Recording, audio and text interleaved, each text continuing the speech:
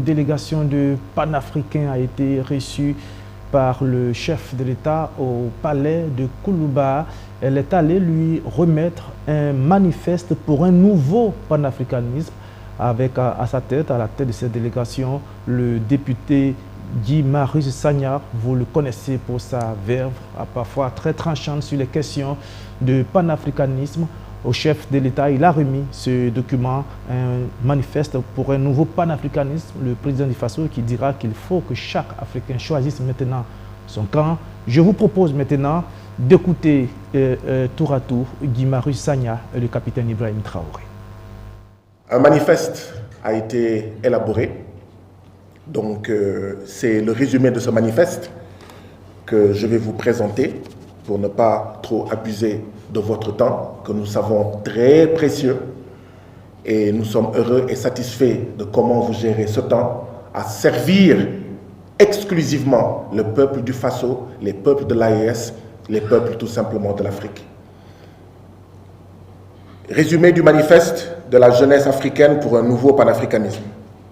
Préambule, l'appel d'une génération. Les révolutions, en tant qu'individus, peuvent être, les révolutionnaires plutôt, en tant qu'individus peuvent être assassinés, mais pas leurs idées.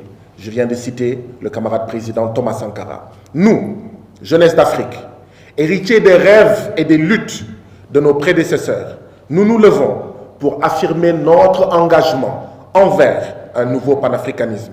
Dans l'esprit de Thomas Sankara, Kwame Nkrumah, Jomo Kenyatta, Patrice Lumumba et d'innombrables révolutionnaires anonymes, nous déclarons que le moment est venu pour un réveil radical de la conscience africaine de l'unité et de l'action.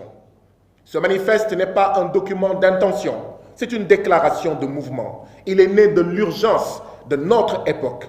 Crise climatique, dépendance économique, aliénation culturelle et érosion de notre mémoire historique.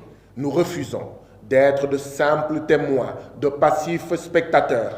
Nous choisissons d'être les architectes actifs d'une Afrique libérée, unie et souveraine. Dans cet événement, qui n'est pas forcément heureux, mais un événement interpellateur.